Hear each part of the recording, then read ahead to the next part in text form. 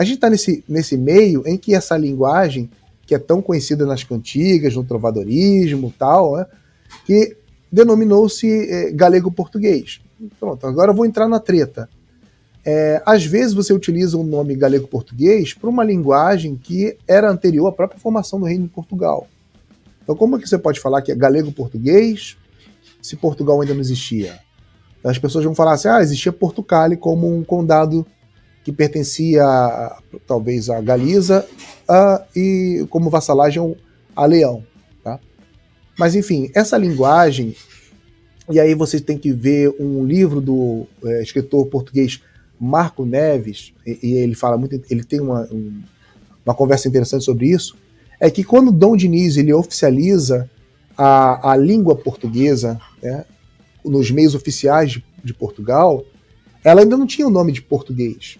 Né? Então ela era chamada de linguagem. Tal. Então acho que, segundo o Marco Neves, só depois de 100 anos é que começa a se chamar de português. Então, assim, nesse momento ainda não havia uma definição de português ou galego, etc.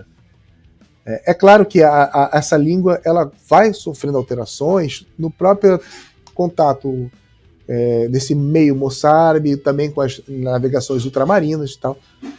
E o que mais estranho é que o avô do Dom Diniz, que é o Afonso X, apesar dele ter um grupo seleto de pessoas de várias partes, né, de Provença e tal, ele faz uma escola de língua, ele oficializa, na verdade, o castelhano. Porque ele já pertencia às cortes castelhanas. Né?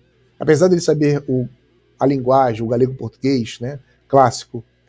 Então, enquanto que a língua falada naquele local, onde a gente entende como Galiza, ela enfim, ela entra em decadência porque ela passa de ser, não é mais utilizada nas fontes.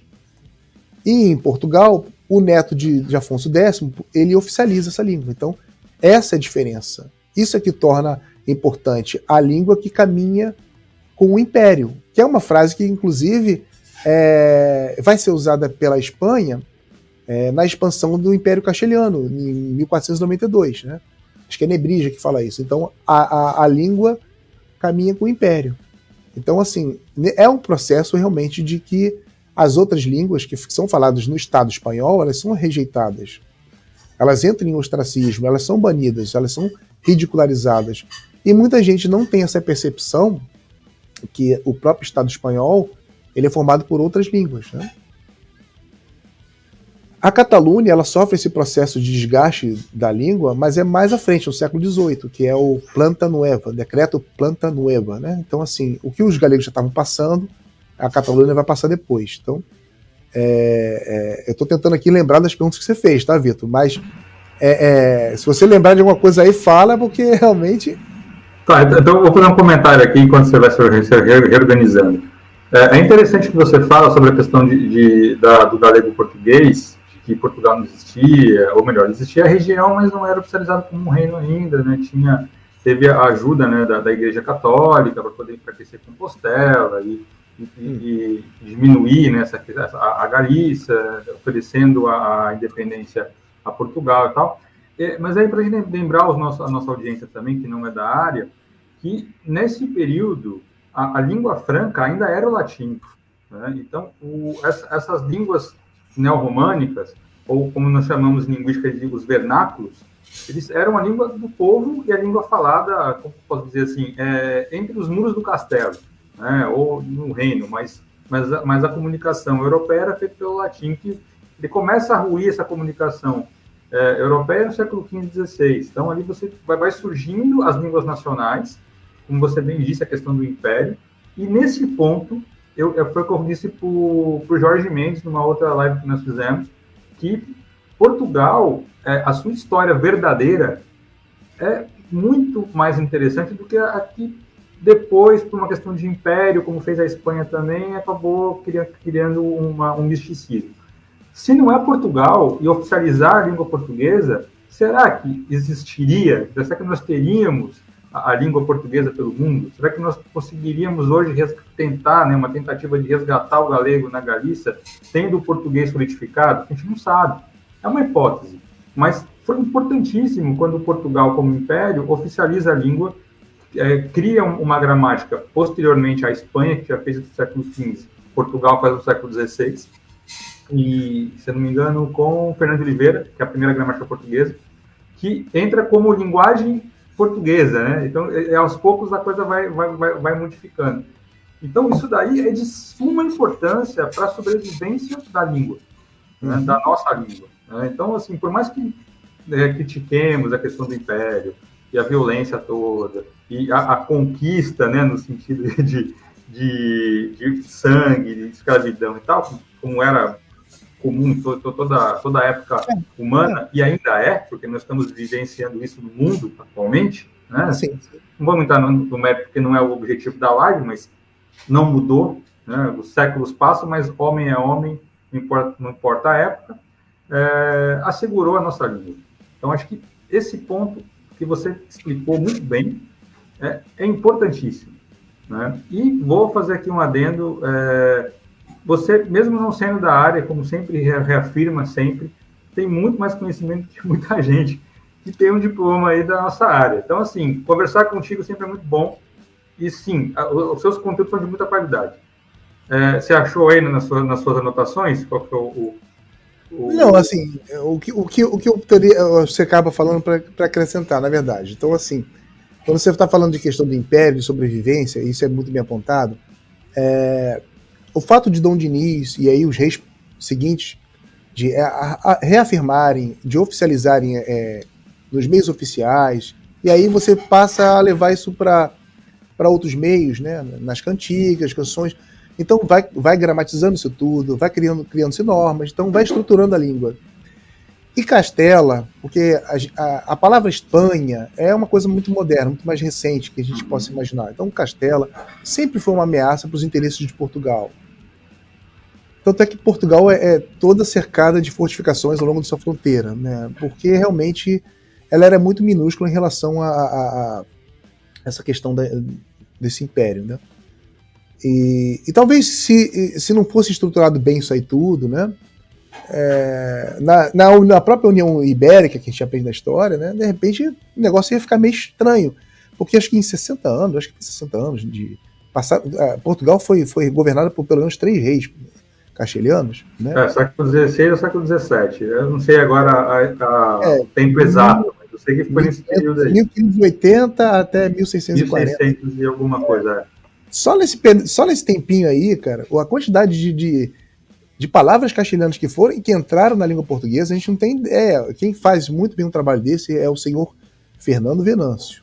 Ele tem um trabalho muito interessante, que ele inclusive demonstra que nas suas publicações, o Fernando Venâncio é um escritor português, que acho que ele tem nacionalidade holandesa atualmente.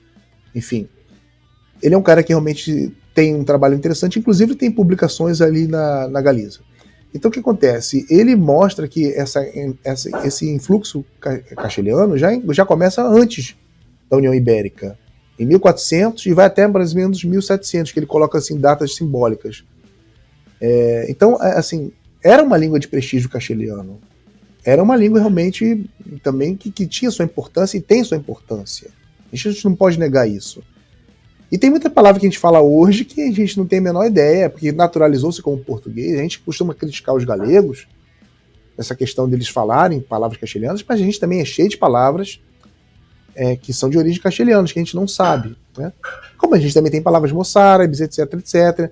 E cada época, né, vão sendo influenciados pela língua da moda, né? A língua da moda, o francês, depois agora o inglês. A gente tem um monte de coisinhas aí que a gente fala aí que eu odeio, quando as pessoas utilizam termos de informática ou de comunicação, pessoal de mercadológico, que o pessoal chama marketing, etc.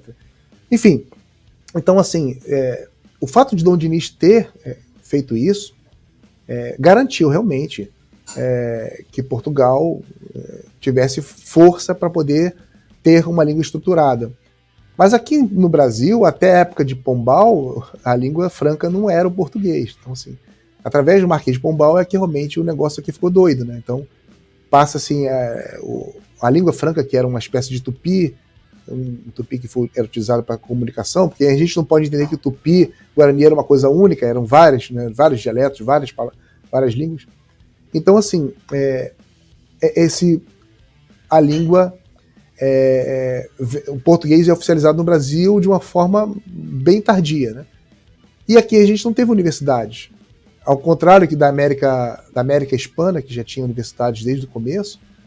Então, isso também garante que esse brasileiro o português do Brasil sofra também algumas alterações, né? Não só pelo contato do ameríndio, como do africano, mas também da própria forma da metodologia de ensino, né? Que aqui o negócio ficou meio solto, né? Então imagina só, na Galiza, que você não tem escolas durante muito tempo, né? E quando você começa a educar esse pessoal, é somente em castelhano, né? Então, como é que você acha que vai resultar isso tudo, né? Então é assim, é a influência de uma língua de império sobre outra, né? Então, eu sempre vou citar o caso do galego porque é a minha área realmente de estudo principal. Muitos brasileiros vão conhecer o galego ou pela essa parte clássica, que é o galego-português, né? Engraçado, como é que a gente vai falar a língua grega, né? A língua grega antiga é grega, apesar de não ser a mesma grega atual, né? Mas é grego. Então, mas a nossa língua antiga não é português arcaico, é galego-português, enfim, né? Mas é interessante. Mas assim, o galego-português, não era conhecido esse pessoal que começa a resgatar a literatura na Galiza, no século XIX, que a gente chama de ressurgimento literário. Então, eles tentam fazer de forma muito experimental, da sua maneira, porque não havia aulas. Pronto, assim, vou ser meio prático. Não tem aula de galego. O galego entra em silêncio durante vários séculos por força do Estado. Então, você só aprende, e quando você aprende, porque a população esmagadoramente é analfabeta. Então, aquelas pessoas que têm acesso à educação, elas vão ter acesso a gramática, pronto, tudo que seja em castelhano. Então eles sabem todo o código de grafia castelhana, só que eles falam desde criança galego. Então como é que você vai colocar isso para poder colocar a sua forma, a sua oralidade num papel?